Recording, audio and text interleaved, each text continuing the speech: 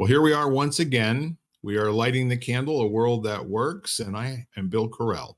I've got with me my two best buddiettes, Lisa Sheehan and Jan Jeremias. And it's quite an interesting day today. And I use the word interesting simply because there are things going on that I don't know, and I don't have any kind of a clue of what's going to happen. And I'm kind of excited about that. A lot of energy, a lot of good things going on. And I thought maybe today, instead of having a word against another word, what if we just talked about memories and all the versions thereof? You know, the memories that you remember that are true, the Mhm. memories that you remember that might not be. And how about all the memories that you've forgotten until something reminds you of them? Or the memories that you've completely forgotten and never have any access to? So, is that a big enough playing field for us today? I'd say so. All righty then. So, who would like to go first? Well, I bet you Jan's been dealing well, both of you have probably been dealing with a lot of memories Yeah. with current situations going on. So I think when you're dealing with harder situations, memories come flooding back to sometimes help and sometimes not help. So because I also had a actually this past weekend I met up with a co-worker that we haven't seen in over 2 decades. And Mm, in the interim, he's lost his wife, who we knew as well, um, but he's been out of communication with a lot of people, and he's frail, and he's diabetic, and he's fallen a couple times, and he's in his mid-70s, but the memories that he wanted to share with us, and he was just so happy to see people that knew and cared about him, that it was kind of amazing thing to and then to juxtapose that with the picture I know that he had on his shelf of when I worked with him, and it was so startlingly different from the man I was looking at that day. Mhm. Yeah, it's interesting as I dealing with first of all dealing with someone who's losing their memory right now. And so I'm I'm confronted by looking at someone and like Lisa remembering that and reminding myself that this isn't the person that's right in front of me right now, that that's just a shell of the person that was. But also being so stressed and so kind of in my own world with all that's going on is realizing what I'm forgetting. yeah. Like today, I couldn't remember like a password that I have that I use like every day, and it totally freaking me out. Like I'm sitting there going like, "Oh my gosh, like how could I not remember that?" And I had to look it up, and realizing that I'm like, and how anxiety causing that is. But I think the amazing thing is like as I watch my dad, is the things that he does remember is just yesterday in one of his moments he was going through and he was talking about like he was talking about his aunts and uncles and family members and everything, and he said and she had a dog and the dog's name was Happy, like I mean kind of thing, and the things that come in are just like you can't believe he remembers, and then other things were just not there. It's kind of remarkable. It's like whenever I am speaking with somebody who's upset, and I ask them, to put close their eyes for a moment and think about the last time they were truly happy. And then I say, no, not that time. Think about it, the last time you were truly happy. And they get there and they get this grin on their face. And then I say, well, no, not that one. I mean, the one when you were last truly happy. And of course, as many times as I say that, they're going to remember a different thing that brings some joy to their heart. And then after doing that 6, 7, 8, 9 times, however many times I judge in the situation that it takes for that person to truly have shifted their state, I ask, now, how do you feel? They said, well, I'm happy. I Mhm. said, well, are you upset? Oh, damn right I'm upset, but I'm happy. So, it just kind of it strikes me that sometimes we make choices about which memories we're going to empower, right? That's the old Indian tale, the two wolves on your shoulders, the one that's telling you good stuff, the one that's telling you bad stuff. And the question is, well, which wolf wins? And the answer is the one you feed. Mhm. Right. So it's the same kind of a thing. And I like the idea of the power of a positive mental attitude. Because it is a concept. There is no such thing as a positive mental attitude. It's a concept for everyone to explore and discover what it means for them. But essentially, a prevailing uh, set of memories that you can rely on, making you happy in any instant, not like Pollyanna happy where you're faking it, and it's really inauthentic, but where you can reconnect with something that absolutely brings you joy, and shift that, whatever, from fear or anger or any type of a state that you really are not appreciating that you're in right now. You do have some choices that you can make, and with a little bit of work, the amount of time that you waste being in a state of powerlessness becomes smaller and smaller. Does that make sense? Yes. And I've been, well, the power of negative thinking because we're all so good at it. And, Yeah. listening to neuroscientists that say, it's natural that we are so good at it because it's a human like conundrum almost because you build that neural pathway of negativity, and every time something hits you that's negative, your ego alarms it by sending out every other bad thing that's ever happened. So the only thing to do is that I've been told was to stop it and to replace it, like you said, Bill, with a positive memory or a happy memory, and to stop telling the story of what's going on. I have a friend that every time she's anxious, she calls every person she knows and tells everybody the same story over and over and over again. So she's making these neural pathways highways, Yeah. and I just try to, I tell her to stop, to think of something different. Look around, do the five senses thing, look around the room, and bring yourself back to the present moment. There's beauty in the present moment, and you can be able to find it if you take the time to stop and smell the roses, as they say. Lisa, for some of us who aren't familiar with the five senses thing that you just presenced, is there like a step that we could talk about, or you could say, that this is how access the five senses thing? Well, you literally just stop and look at something, use your sense of sight, use your sense of touch. You can either just close your eyes and feel the clothes on your body or your body sitting in the chair that you're sitting in. You know, sense of smell and taste are always there. And you could ask, if you want to really play with them and literally taste something or smell something, but you don't have to. There's something always there that you can bring up. And then hearing is one of my favorites because you can start with the hearing, the sounds that are in the room, and then see how far out you can go with your listening, and then stay there for a minute. And then all of a sudden you're in the present moment. You open your eyes and you just look around and everything kind of looks a little different.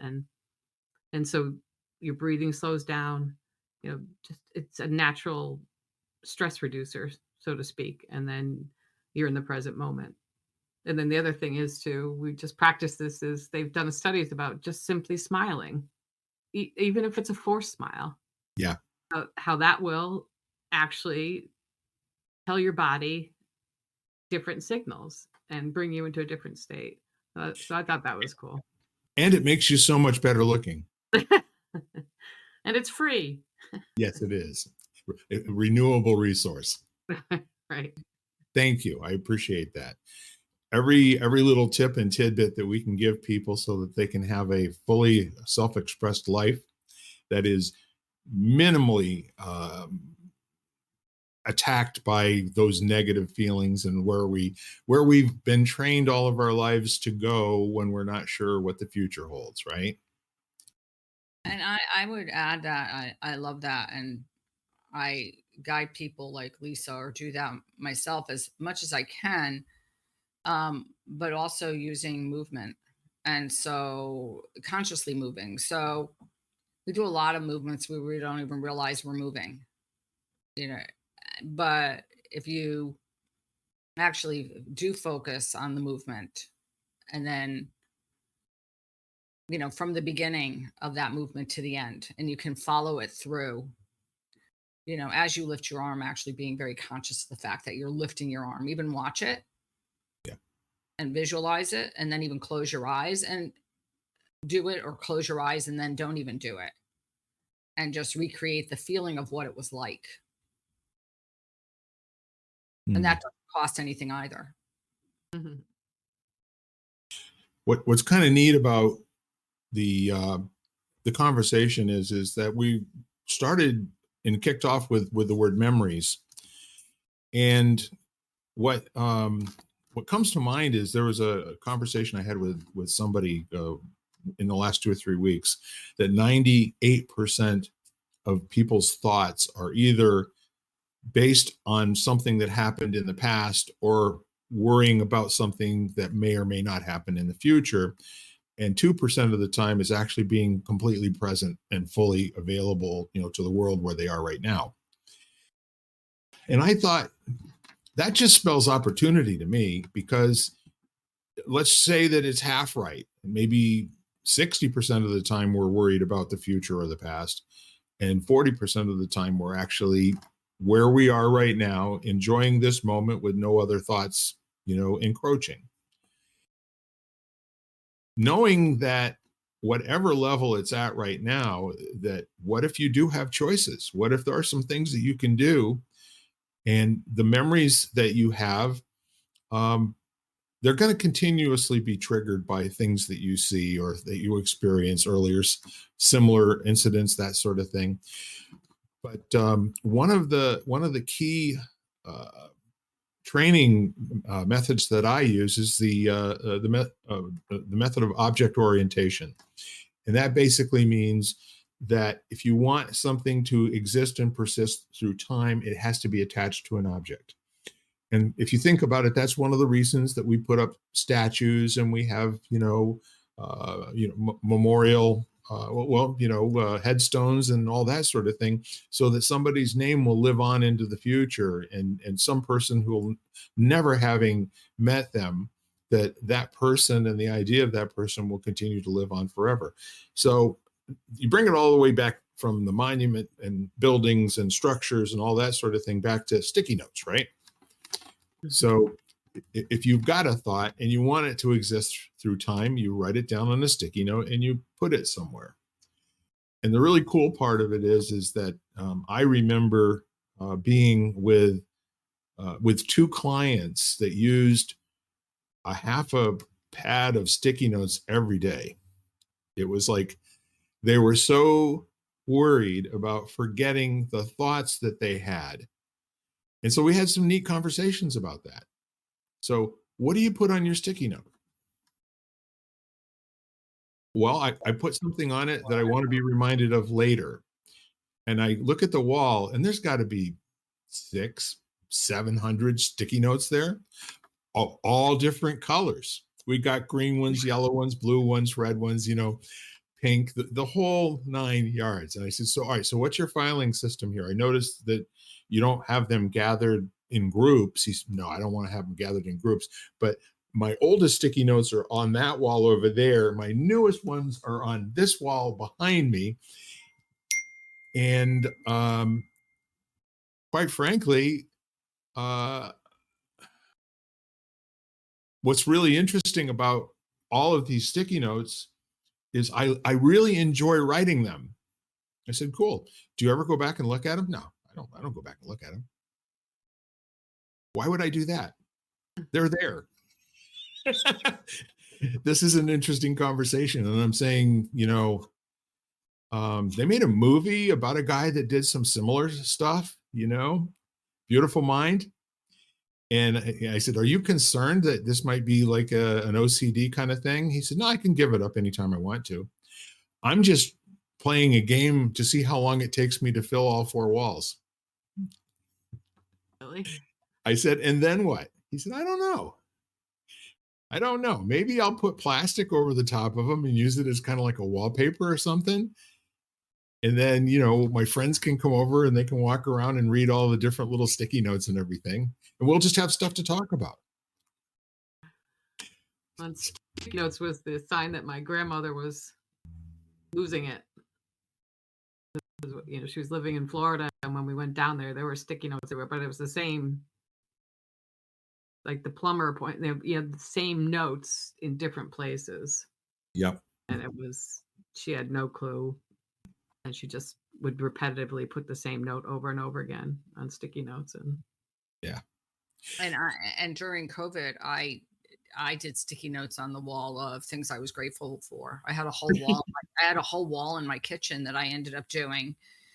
And I did it because, I went from doing a gratitude journal, which I used to do periodically, but I liked having the sticky notes. And even if I never read them, it was just a point in my day where when I would turn around and glance at the wall, I used to just realize, because each day I would write one. So as days and days went on, just to see the things that I had that many things to be grateful for was just a great reminder to me of, as hard as life gets, there's still so much to be grateful for. So I was like, that was my sticky note obsession. Yeah. How different they all are. Well, that's inspirational and inspired, because at least you can go and you can read however many for a minute or two and get yourself right back to being in action and empowered again. I really like that a lot. The funny part of it is, human beings are objects as well, right?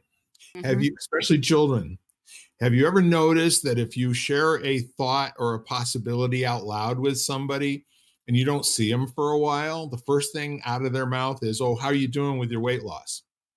I haven't seen them in 3 years, but how did that weight loss thing go? Did you ever make it out to Colorado to see your grandchildren? It's like seeing you triggers them to remember what, and then it's just like this, and you're right back to where you were before. So that's another little tidbit that I use. If you want people to remind you of what a great life you have and what you're grateful for, then put those kind of sticky notes in them. It's like, I really love hanging out with you because, and then fill in whatever is authentic about it. And when they think about you, you know what they're going to think about?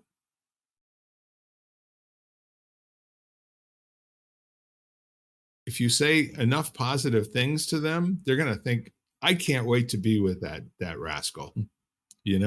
We always cut up. We have a good time, whether or not we're having beer, I mean, we don't need to have alcohol to have a great time, right? And in the meantime, we've got all these really wonderful things. And if you've got something that is powerful to leave with people and make an impression on them, the words "I love you," not bad. Really not bad. I mean, we've got another whole podcast. We talked about love and "I love you." But the point is, step further in any moment where you're feeling afraid or anxious or angry or worried, I really suggest that you stand up, hop up and down for about 10 seconds, and then as loudly as you can, declare what you love about your life.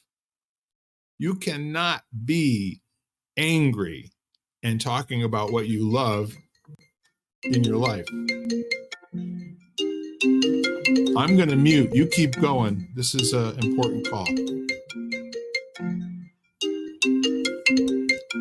I was just going to say, Jan, that when we I was talking about well, actually watching a YouTube video about creativity and how Mhm, people discount their actual creativity and their thinking. Like, anytime you change something, like we're talking about, like, change to a happiness setting kinda thing, mhm, but you could be creative in recreating how you feel about mornings, or which I've done. I used to hate them, and then so now mornings are my favorite thing in the world. I take walks every day, but that was being a creative thinker and mhm. re-looking at my whole viewpoint of that and how silly things are that you thought, just because they're part of you being that's how you were taught, or that's what you thought you should do, kind of thing. Um, anyway. Yeah, but I think another way to get out of, sometimes get into a more happy mode, or um, if you want to think about memories, I think music is very profound, um, Mhm, at putting someone in a really great mood. So the gentleman who's who's sharing my father's hospital room, um, is an I don't know how old he is, but he had a stroke. He was in the hospital, went to rehab, and now he's been in the hospital for 3 weeks. And so now he's not communicative. And so his daughter and his wife came in yesterday, and she put an iPhone next to his head of music, and you could just see his expression change. It was so amazing to watch. I mean, not talking, not communicating at all, but you could just see he like had a gentle smile came to his face and everything. And I was like, it just struck me so much, that the power of something like that. And for when someone's agitated or something, and so some people out there might think it's hokey, but sometimes when you said, feel the touch of your clothes, and I said sometimes it's just feeling your own hand Your on skin. Yeah. on your skin or on your heart and just holding it, Yeah. and that can feel so securing and affirming that, and let your hand raise and fall with your breath so that you feel your body expand and contract, and that can be so dramatic and so grounding. The what's coming to mind for me right now is, as our parents get older, and their capacities that are available to them in every moment diminish, but if we're smart, we treat them with the love and care that we do a 2 or 3 year old. And what I mean by that is that we're always working with them and nurturing them, as opposed to being, feeling sorry for them or having regret that they're in this space that they're in. And I saw this amazing video of these people that were Alzheimer's and dementia patients playing games, where they had taken a table and stacked books along either side, and they were pushing, a balled up sock with some kind of a weight in it to be used as a puck, and they had an opening with the books, and the goal was to try to to push the sock. And there's these two like 85, 90-year-old people. They were having a ball, and they're laughing and giggling, and I mean, really. And there's also that other study which I think you're talking about, where they found that people, when they get to hear the music when they were teenagers, they start to not concentrate on the hurts in their body and their joints and arthritis and all that sort of thing, and they'll actually just get up and dance. It really makes them feel as young as they were when they heard that music, in the early days. And that's a remarkable thing. And Well, and the other one that I think is really cool, because I think I get three for a quarter here, is those folks that are um, struggling with Parkinson's, that riding a bicycle Mm-hmm. or jogging makes all that go away for Mm-hmm. some strange reason while they're in action and doing some sort of an activity like that. And it almost always, being on the bicycle, almost always brings up memories of like the first time that they rode a bike, and some of the happy things that happened while they were bicycling with maybe their, their first or second lover or whatever it was, and then possibly riding around in a gang of 9-year-olds, terrorizing the neighborhood on our little spider bikes. So it's an extraordinary thing, to allow people to access something that brings them into a world that they think is worth living in.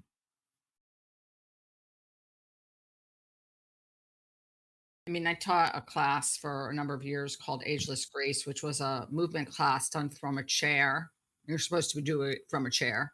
Yeah, Um, that's all done to music, and it is amazing. It works really well for elderly, but basically for anyone, because some of the what they call tools are really challenging and no one can do them. It's like no matter your age, they call it, spelling backwards with body parts and things like that. And you realize how hard it is, or counting in different sequences and moving your body at the same time. So you're basically your body and your brain are multitasking big time. But the study on Parkinson's was a really interesting study, because that's basically you're creating the neural pathway is being sort of stimulated, and that neural pathway continues even after you stop cycling. And it's remarkable.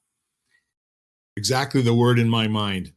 It's touching too. I mean, actually brought tears to my eyes the first time I saw somebody, have that kind of a reaction. And they went from, the tremors and everything. They get on the bike, and which also makes me wonder, if all of the tremors are involuntary, or if some of the tremors are habit. You know what I mean? Because Mm. people we'll do that to ourselves every once in a while. Hmm. And I don't mean that like a good thing or a bad thing. It's just like, um, another example would be someone who stutters. There's no scientific reason for anyone to stutter.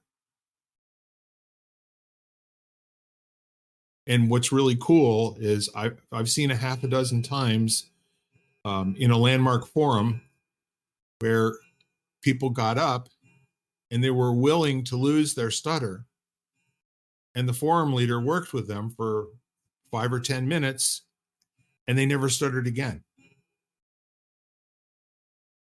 You think of people like Mel Tillis, who, when he was speaking, couldn't say a full sentence without hiccuping, but he sang It's so singing. amazingly well and never stuttered while he was singing. So it's really kind of a neat thing to consider, how memories add fuel to a habit that we have, that we think is part of us, and it may not be. What if it isn't? Right. Well, as you were saying that, Bill, I was thinking of, because Lisa mentioned something earlier also, and that was the ability to be creative, and how it has the ability, depending on how you create and how much of a, let's say, quote unquote, zone you get in, Yeah. has the ability to transform you into, or transfer you into an exact moment. Um, I was a fine art minor, and I could have painted, and things could have been going on all around me, and I would not have noticed, because I was so enthralled and so into what I was doing.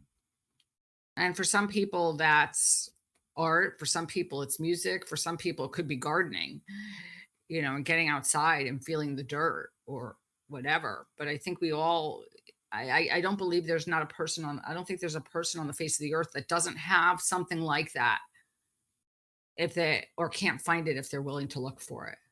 Yeah. Yeah. The being engaged thing, where using Einstein's models of behavior in terms of relativity. If you're doing something that you really, really love, it could be reading a book, or it could be doing jigsaw puzzles, or it could be talking to somebody who you really, really get a lot of enjoyment out of talking with.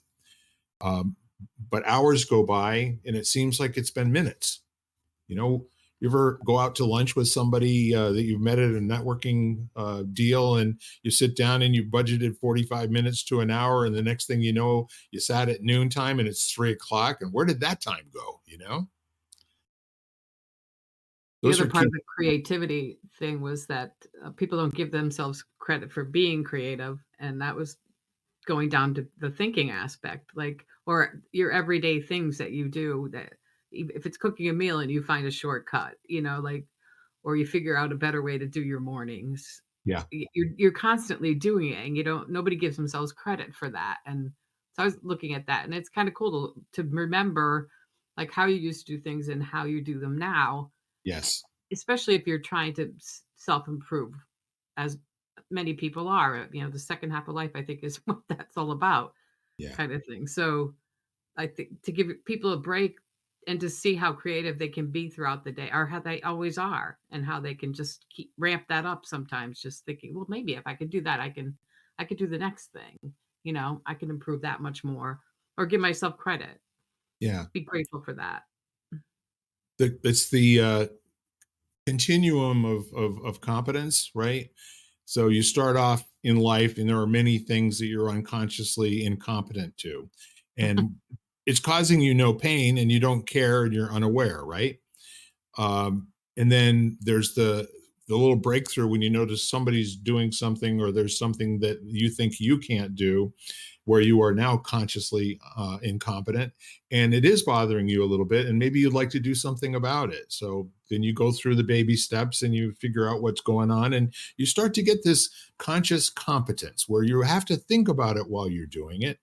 And it's at the level of, it's like crossing your arms the opposite way. It feels a little bit awkward. And then you start to get to that point where you're starting to get a little bit of mastery. And then all of a sudden it's a habit and you're unconsciously competent to the point where you don't even notice what you're doing any longer, exactly what you said, Lisa. And that unconscious competence is where we get stronger as human beings, and we have more things that we know we can do. And the more history that we have of being able to accomplish something, the more likely that we are to continue taking on things that we're pretty sure we can't do, which I think is fantastic.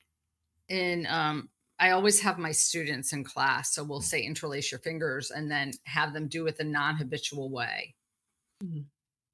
And people will say to me, and I've gotten to the point where I don't know my habitual way anymore. Like I really no longer have one after all these years, because Yeah. I've been doing it for so long, both ways, that both feel normal now, and Mhm. both feel like they just are. But for a while, when I was very conscious of my body habits and trying to do, or my habits and trying to do things differently, something as simple as brushing your teeth with your non-dominant hand, and all of a sudden having to, because you really have to think about it and talk about being in the present moment. You really do have to, because otherwise you get toothpaste all over your face, like it's so, and all of a Or sudden, all over your beard.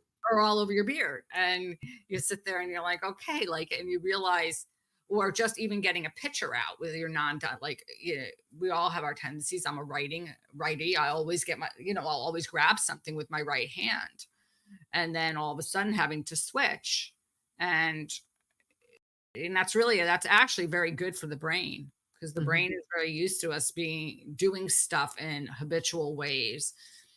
And if you want to develop neuroplasticity, keeping your brain more malleable, um, start to do little practices like that. So one of the things when I first started coaching people, um, and many of the people had accomplished many great things, in their lives, but they weren't sure how they did them.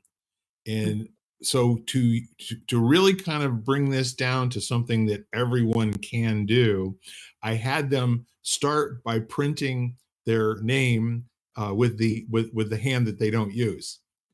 And Mm. you have no idea, a group of 15 people, 14 of them said, I can't do that. I'll never be able to do that. Are you kidding me? Why are you asking me to do something stupid like that? So we just stayed with it. And then there were 12 that were resisting. And then there were 8 that were resisting. And finally, as they started to get the letters formed a little bit with their opposite hand, the world is looking for me today. All right. So they're going to have to wait. So at the end of the first session, I basically said, I would like you to spend at least 5 minutes a day working on this. And then when you get to the point when you can print your name, I want you to switch to cursive and do it with your opposite hand. And let's just see where everybody is when we get back together for the next session. And again, there was more. I mean, I'm a busy person. I don't have time for this crap. What's wrong with you? Well, you want to know what? Every last person came in and they were able to write their first name in cursive. But when we got together the next time, they were not going to look bad in front of all the other people. It was fantastic. And excited to claim that. Yeah. Yeah. Well, to say that, Bill, because one of the nice things I think sometimes about having an accountability person is because it's hard sometimes to make those changes or in our daily habits, or really make an effort to shift let's say, just even shift your mindset in a situation. And having somebody who you said you're going to do something, or I'm going to try to work on this. And then when they call you out on it, like you said, even a friend that's reminded, but to purposefully call you out on it. And Yes. You have to say, you don't want to have to say you didn't try or you failed. Or maybe you can say that, but then they'll come back at you and say, okay, well, what can you do different this week? You'll really get a giggle out of 2 things that I have to share with you about that. The first one is how they all had to, and then when I got to this point, then I had to do, what was it? Yeah, me too. It was almost like, now you guys can go out and you can start amassing fortunes, and accomplishing things in the world. But you know where I got the idea from? I went to Catholic school through the 3rd grade. And I don't know if either one of you probably didn't go to Catholic school, but in the Catholic school, if you wrote with your left hand, that was an immediate swat, with a ruler. The left hand was the devil's hand. Okay. And so you had these kids that were able to print, and all that kind of thing, and with their left hand. Now they had to learn how to write with their right hand, or they would get crushed with a ruler. And so I tried that again, myself, to see if I could write with my left hand. And I used to be able to do it fairly well until I was about 10 or 11 years old and stopped doing it. And it's not like riding a bicycle. I'm starting over from no skill at all to try to do it now. But that's kind of a really simple thing to demonstrate to people that when they make a decision, they're going to do something until it works. You can do anything. It's like going back to chat, like you learned how to write with your dominant hand too. You for the most part, nobody ever not walks, as a child. Yeah. Can you imagine if the world behaved with us as adults when we wanted to take on something that was Right. hard, like walking and speaking and swimming and riding a bike? No, you Right. can do it. Keep going.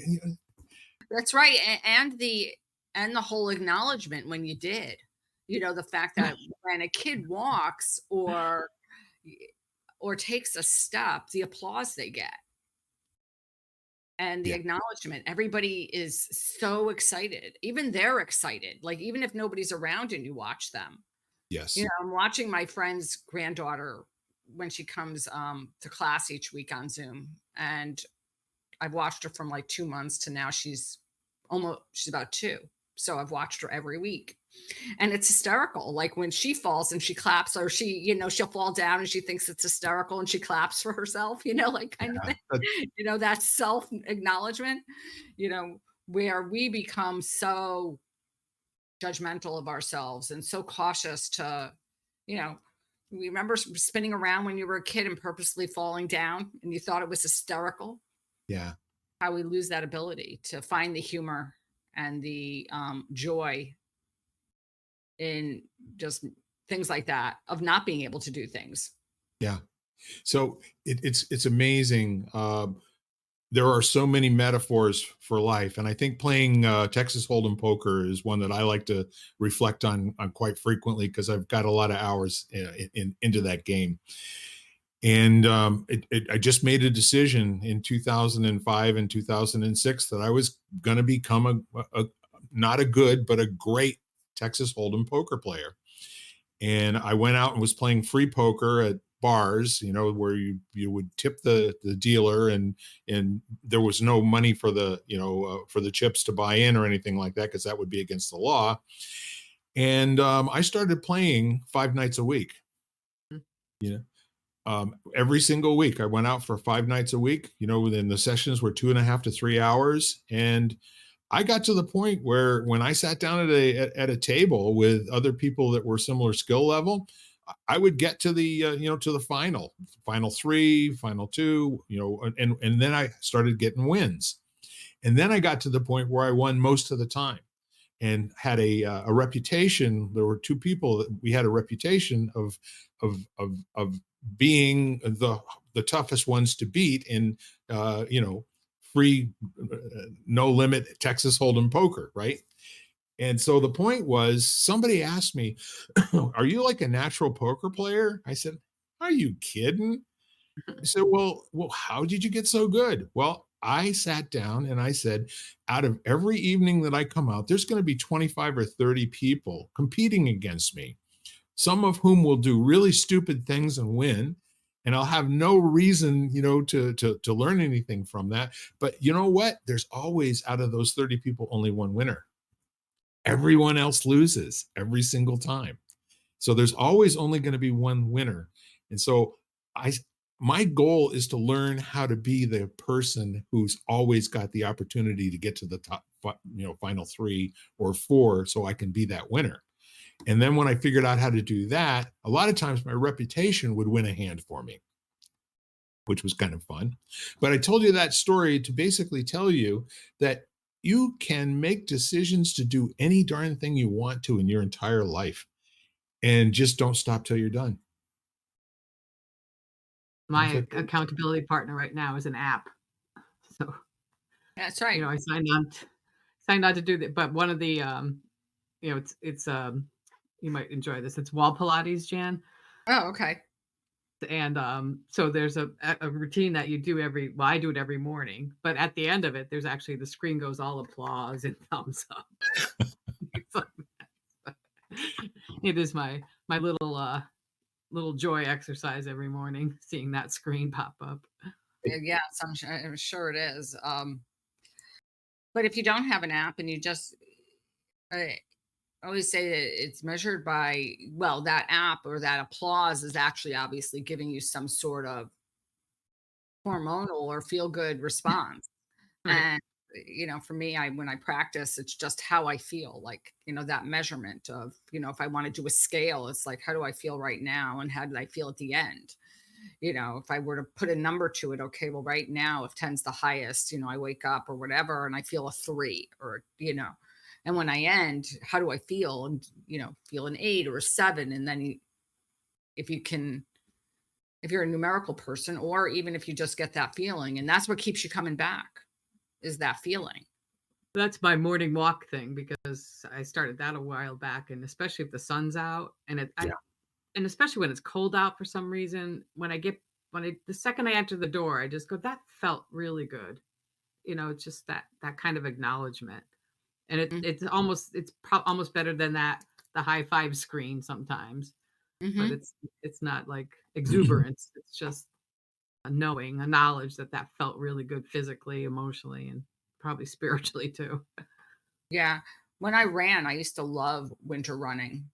Never liked summer running. It was too hot. Winter running, Mm. you get warm and you get in the zone, and I always loved it. It's just like I could. So Fantastic. So how important are memories?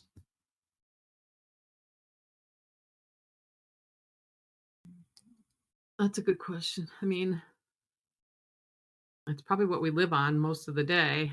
It's uh-huh. what we traffic in, isn't it? Yeah. Right. And we don't know it, really. No, like you're saying, I know it's that high percentage. They're either repetitive thoughts or memories that you're bringing up again. But yeah, so the value is probably hard to calculate. But what would we be without them? Yeah, the really cool thing, I mean, we talk about authenticity from time to time, and there are many different definitions of what being authentic actually is. I love the Dalai Lama, who one of my favorite quotes of his is that love and joy are, you know, completely opposite of Buddhist teachings, right? Buddhism is based on all human beings' condition, normal condition is suffering, right? Because you're attached to things, and that attachment causes suffering.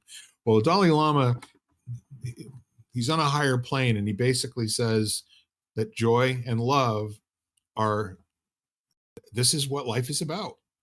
You know, when you say joy and love and you open yourself up like that, you can give yourself goosebumps anytime you want to, every single day of your life, full wave goosebumps through your entire body just by being presence in the presence of joy and love. And then he was asked, what do you consider your greatest failure? And he said, well, that's anger. And anger is the opposite of joy and love, and it's my biggest failure. And when I'm feeling that, I sometimes will dwell in it long enough to see what it feels like, so I'm pretty sure I don't need to go back there again. You know, The let memories the, being useful. Yeah. yeah, and you know, informational and instructive, Hmm. which is why when people are in a state where they're trying to push something down and not experience that emotion, like I can't go there because I'm going to cry, it's really healthy to get a great relationship with whatever that emotion is by actually dwelling in it for a period of time, not to get lost in it, but to really kind of examine what's up with that, you know? And why was I so afraid of being, you know, of that ultimately taking control of me and losing control, where I'm crying or having some other type of a response to the situation. Again, it's like riding a bicycle. The more familiar that becomes to you, the easier it is to transcend it and put another state in place, I say. And I don't know how much it can come into play, but I was listening. I don't know if you know Chelsea Handler, the comedian, and she Yes. was talking about her journey with therapy. And she had lost her when she was 12. She lost her 22-year-old brother, Mm. and her therapist kept trying to bring it back up. And she would say, "Do we have to keep going back to him? You know, it's done. I'm over it. You know, that kind of thing." And after a bunch of therapy, they figured out that her response to things from that point forward were as a 12-year-old. Yeah. So, you know, like I'm thinking like most people that have any traumatic experience will be stuck there for the longest time until it's identified. You know, because I think I know my sister was 21, went through a horrible accident, and I think now that I think about it, I think that's how she reacts to things, I should say, as a 21-year-old. But, you know, how you can't it's an interesting concept, let's put it that way, an interesting path to go down to even yourself, like, where was your biggest trauma, and is that how I am behaving now? You know, that memory of just staying stuck right there, I thought was interesting. So the enlightened part is to be able to have that question. That's absolutely marvelous. Right. You know, like what's up with that?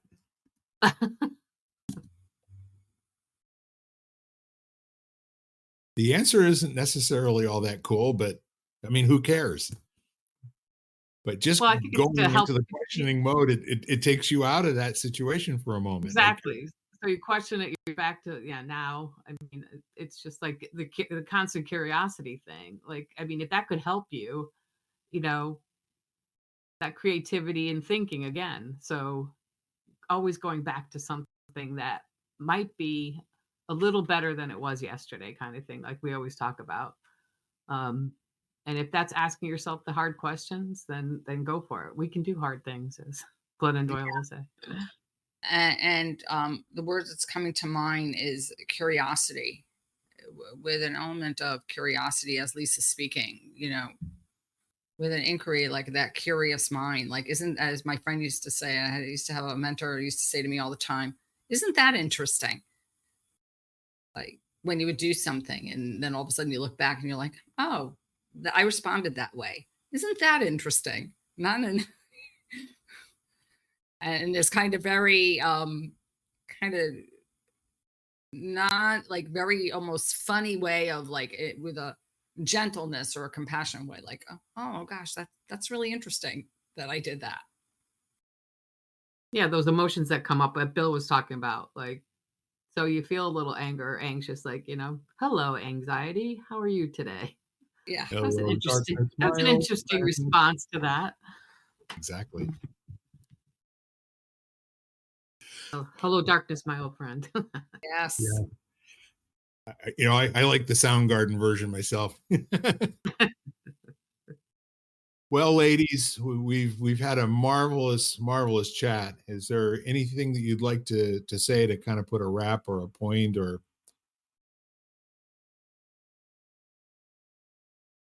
I think ultimately I'd like to just get people to look at how creative they are throughout their day and commend yourself for being so, and see how you can just do it a little bit more tomorrow or in the next moment.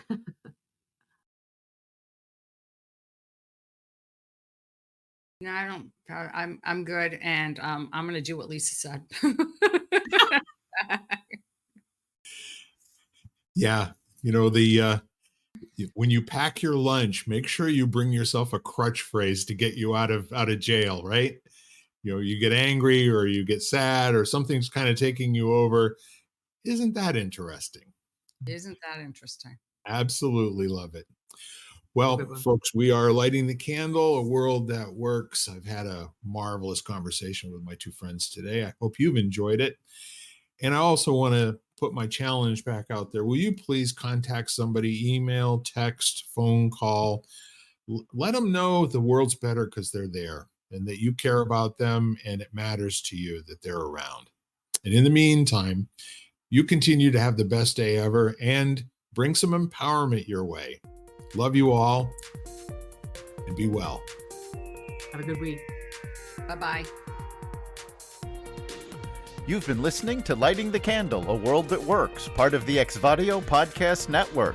You can catch us each week as well as the rest of the network at exvadio.com/podcasts, as well as the Apple Podcasts app, Google Podcasts, Spotify, iHeartRadio, Stitcher, Audible, Amazon Music, and wherever you find podcasts.